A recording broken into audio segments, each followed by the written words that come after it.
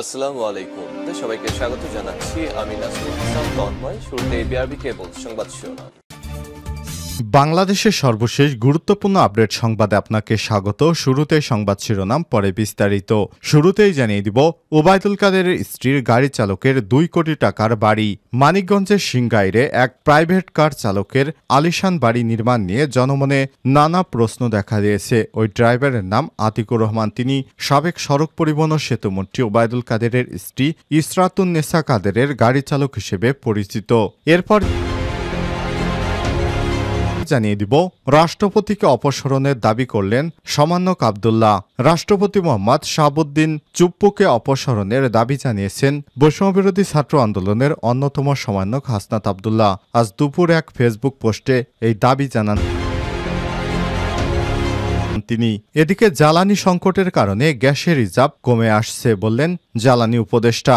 বিদ্যুৎ, জ্বালানি এবং খনিজ সম্পদ উপদেষ্টা মোহাম্মদ ফাউজুল কবির খান বলেছেন, জ্বালানি সংকটের কারণে গ্যাসের রিজার্ভ কমে গেছে। সে কারণেই ব্যয়বহুল তরলীকৃত প্রাকৃতিক গ্যাস এলএনজি আমদানি করতে বাধ্য হচ্ছে সরকার। আর সচিবালয়ে সাংবাদিকদের সঙ্গে আলাপকালে এসব কথা বলেন তিনি। জ্বালানি উপদেষ্টা বলেন, সরকারের সিদ্ধান্ত অনুযায়ী গ্যাস অনুসন্ধান কার্যক্রম জোরদার করা হচ্ছে। ইতিমধ্যে গভীর সমুদ্রে গ্যাস অনুসন্ধানে 7টি প্রতিষ্ঠান আগ্রহ প্রকাশ করেছে। এবারে জানাবো, সিলেটে আলী হত্যায় 5 জনের মৃত্যুদণ্ড। সিলেটে সিএনজি অটোরিকশা চালক হযরত আলী হত্যা মামলায় 5 আসামির মৃত্যুদণ্ডের আদেশ দিয়েছে আদালত। বৃহস্পতিবার সিলেটের অতিরিক্ত জেলা এবং দায়রা জজ আদালতের বিচারক শায়লা শারমিন এ রায় ঘোষণা করেছেন। জানাবো, জবি ক্যাফেটেরিয়ায় ছাত্রলীগের বাকি 7 লক্ষ টাকা দাবি পরিচালকের। জগন্নাথ বিশ্ববিদ্যালয় জবি ক্যাফেটেরিয়ায় গত 2.5 বছরে ছাত্রলীগের নেতাকর্মীরা বাকি খেয়েছেন 7 লক্ষ টাকা। বিশ্ববিদ্যালয় ক্যাফেটেরিয়ার পরিচালক মোহাম্মদ মাসুদ এই দাবি করেছেন। তিনি বলেন, ছাত্রলীগের কাছে টাকা চাইলে তারা মারধর করতে আসতো। তারা টাকা না দিয়ে দীর্ঘদিন এভাবে বাকি খেত। ফলে যারা সাধারণ শিক্ষার্থী তাদের জন্য সবকিছু ব্যয়ভার বেড়ে গিয়েছিল। এবং সর্বশেষ জানিয়ে দিব, গাজার প্রধানমন্ত্রী নিহত, দাবি ইসরায়েলের। ফিলিস্তিনের গাজায় হামাস সরকারের প্রধানমন্ত্রী রাউহি মুশতাহাকে হত্যা করেছে দখলদার ইসরায়েলি বাহিনী। আজ এক ভিডিও বার্তায় ইসরায়েলের প্রতিরক্ষা বাহিনী আইডিএফ এই দাবি করেছে। এছাড়াও দেশটির গোয়েন্দা সংস্থা শিনবেটেরও একই দাবি। দ্য টাইমস অফ ইসরায়েল ও রয়টার্সের এক প্রতিবেদনে ইসরায়েলের দাবি বরাতে বলা হয়েছে, 3 মাস আগে গাজা উপত্যকায় রাউহি মুশতাহার অবস্থান লক্ষ্য করে হামলা চালানো হয়। এতে প্রধানমন্ত্রী এবং হামাসের উচ্চপদস্থ 2 কর্মকর্তা নিহত হন। তারা হলেন হামাসের রাজনৈতিক ব্যুরোতে নিরাপত্তার দায়িত্বে থাকা কর্মকর্তা সামে আল সিরাজ এবং গোষ্ঠীটির সাধারণ নিরাপত্তা ব্যবস্থা প্রধান সামি ওদে। প্রিয় দর্শক, এতক্ষণ শুনছিলেন সংবাদ শিরোনাম, এবারে বিস্তারিত। তবে তার আগে বন্ধুরা, অনুরোধ থাকবে সংবাদটিতে একটি লাইক দিন। এই চ্যানেলে আপনি নতুন হয়ে থাকলে আমাদের সংবাদটি দেখতে দেখতে চ্যানেলটি সাবস্ক্রাইব করে রাখুন। কমেন্ট করে আপনার মূল্যবান মতামত জানিয়ে দিন বন্ধুরা, আপনি বিশ্বের কোন দেশ থেকে বা বাংলাদেশের কোন স্থান থেকে আমাদের সংবাদটি দেখছেন এবং শুনছেন। এবারে বিস্তারিত। ওবায়দুল কাদেরের স্ত্রীর গাড়ি চালকের 2 কোটি টাকার বাড়ি।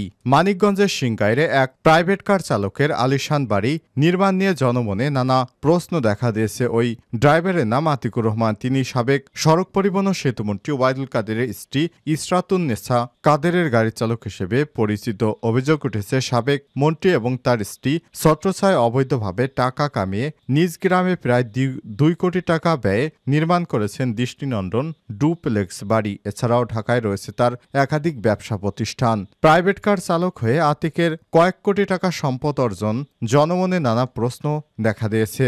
সরেজমিনে গিয়ে স্থানীয়দের সঙ্গে কথা বলে জানা গেছে, সিংগাইর পৌর এলাকার কাশিমনগর মহল্লার মৃত লেহাজউদ্দিনের ছেলে আতিকুর রহমান 38।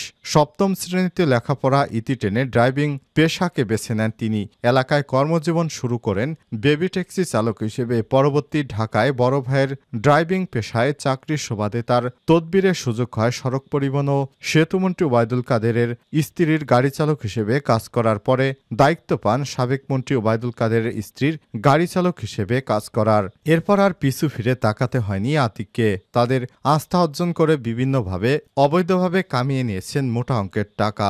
গ্রামের বাড়িতে নির্মাণ করেছেন দৃষ্টিনন্দন ডুপ্লেক্স বাড়ি, পাশাপাশি ঢাকায় শুরু করেছেন জেন্টস পার্লার এবং রেস্টুরেন্টের ব্যবসা।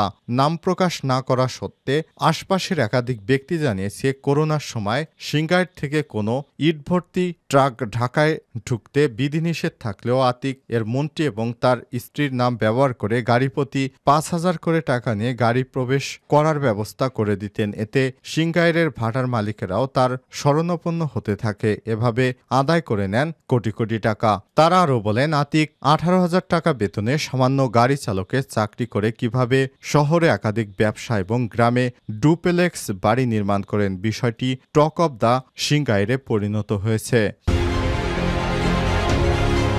রাষ্ট্রপতিকে অপসারণের দাবি সমন্বয়ক আবদুল্লাহর। রাষ্ট্রপতি মোহাম্মদ শাহাবুদ্দিন চুপ্পুকে অপসারণের দাবি জানিয়েছেন বৈষম্যবিরোধী ছাত্র আন্দোলনের অন্যতম সমন্বয়ক হাসনাত আবদুল্লাহ। বৃহস্পতিবার ৩ অক্টোবর দুপুরে এক ফেসবুক পোস্টে এই দাবি জানান তিনি। হাসনাত আবদুল্লাহ ওই পোস্টে লিখেছেন, আওয়ামী লীগের বিচার নিশ্চিতকরণ, নতুন সংবিধান গঠন, আওয়ামী দুর্নীতিবাজ আমলাদের পরিবর্তন, হাসিনার আমলে করা সকল অবৈধ চুক্তি বাতিল এবং চুপ্পুকে অবিলম্বে রাষ্ট্রপতির পদ থেকে অপসারণ করতে হবে। জ্বালানি সংকটের কারণে গ্যাসের রিজার্ভ কমে আসছে। জ্বালানি উপদেষ্টা, বিদ্যুৎ জ্বালানি এবং খনিজ সম্পদ উপদেষ্টা মোহাম্মদ ফাউজুল কবির খান বলেছেন, জ্বালানি সংকটের কারণে গ্যাসের রিজার্ভ কমে আসছে। সে কারণেই ব্যয়বহুল তরলীকৃত প্রাকৃতিক গ্যাস এলএনজি আমদানি করতে বাধ্য হচ্ছে সরকার। আজ বৃহস্পতিবার ৩ অক্টোবর সচিবালয়ে সাংবাদিকদের সঙ্গে আলাপকালে সব কথা বলেন তিনি। জ্বালানি উপদেষ্টা বলেন, সরকারের সিদ্ধান্ত অনুযায়ী গ্যাস অনুসন্ধান কার্যক্রম জোরদার করা হচ্ছে। ইতিমধ্যে গভীর সমুদ্রে গ্যাস অনুসন্ধানের জন্য ৬০টি প্রতিষ্ঠান আগ্রহ প্রকাশ করেছে। তিনি বলেন, ২০২৫ সাল পর্যন্ত ৫০টি গ্যাসকূপ খননের পরিকল্পনা আছে। এর মধ্যে ১৫টি গ্যাসকূপ খনন করে প্রতিদিন ১৭৬ মিলিয়ন ঘনফুট উত্তোলনযোগ্য গ্যাস মিলবে। তবে পাইপলাইন না থাকায় জাতীয় গ্রিডে ৭৬ মিলিয়ন ঘনফুট দেওয়া সম্ভব হচ্ছে। এ সময় তিনি আরও বলেন, ২০২৫ সালের মধ্যে আরও ৩৫টি কূপ খনন করা হবে। এর মধ্যে ১১টি কূপ খনন করবে Bangladesh petroleum exploration and production company limited Bapex. বাপি ২৪টি উন্মুক্ত দরপত্রের মাধ্যমে কাজ দেয়া হবে। এছাড়াও ২০২৮ সালের মধ্যে আরও ১০০টি কূপ খনন করা হবে। স্থলভাগের ৬৯টি কূপের অনুসন্ধান কার্যক্রম চালানো হবে। ৩৩টি কূপ অনুসন্ধান করবে বাপেক্স আর 10টি রিগ ভাড়া করবে বাকি ২৬টি উন্মুক্ত দরপত্রের মাধ্যমে করা হবে। ফলে গ্যাস সংকট অনেকটাই কমে আসবে। তবে কোনো প্রকল্পের সময় আর বাড়ানো হবে না। আগামী সপ্তাহে টেন্ডার হবে। এ সময় তিনি আরো বলেন, ইরান ইসরায়েলে যুদ্ধের কারণে মধ্যপ্রাচ্যে অস্থিরতা বিরাজ করছে। তাই জ্বালানি তেলের প্রভাবে বিশ্ববাজার পরিস্থিতিতে জ্বালানি তেলের দাম বাড়বে। তবে আশা করছি সীমা অতিক্রম করবে না। সরকার এ ব্যাপারে সতর্ক রয়েছে। সিলেটে আলী হত্যায় ৫ জনের মৃত্যুদণ্ড। সিলেটে সিএনজি অটোরিকশা চালক হযরত আলী হত্যা মামলায় ৫ আসামির মৃত্যুদণ্ডের আদেশ দিয়েছে আদালত। বৃহস্পতিবার ৩ অক্টোবর দুপুরে সিলেটের অতিরিক্ত জেলা এবং দায়রা জজ আদালতের বিচারক শায়লা শারমিন এ রায় ঘোষণা করেছেন। দণ্ডপ্রাপ্তরা হলেন সুনামগঞ্জের জগন্নাথপুরের শহীদুল ইসলাম, দক্ষিণ সুনামগঞ্জের সুমন আহমেদ, একই এলাকা শিপু মিয়া, জাকারিয়া মন্নু এবং রুহুল আমিন। তবে আদালতে সাক্ষ্য গ্রহণের পর থেকেই আসামিরা পলাতক রয়েছে। মামলা সূত্র থেকে জানা গেছে ২০১৪ সালে কয়েকজন যাত্রী সিলেট থেকে হযরত শাহজালাল আলীর সিএনজি অটোরিকশা ভাড়া নিয়ে বিয়ানীবাজারে মাথিউরা যান। রাত ১০টায় মাথিউরা পৌঁছে ওই যাত্রীরা হযরত আলীর সঙ্গে ভাড়া দিয়ে কথা কাটাকাটি শুরু করেন। এক পর্যায়ে যাত্রীরা বেধড়ক পেটালে হযরত আলী অচেতন হয়ে পড়ে। পরে স্থানীয়রা তাকে উদ্ধার করে সিলেট ওসমানী মেডিকেল কলেজ হাসপাতালে নেওয়া হলে চিকিৎসক তাকে মৃত ঘোষণা করে। নিহত হযরত আলীর বাড়ি সুনামগঞ্জ সদর উপজেলায়। এই ঘটনায় তার পরিবার একটি মামলা দায়ের করে। দীর্ঘদিন পর আসামিদের মৃত্যুদণ্ড অর্থাৎ ফাঁসি কার্যকর করা হোক এই মামলায় এছাড়াও রায়ে সন্তুষ্টি প্রকাশ করেছে রাষ্ট্রপক্ষের আইনজীবী। আজ দীর্ঘদিন পর এই মামলাটির সঠিক বিচার হলো বলে প্রত্যক্ষদর্শীরা জানিয়েছে।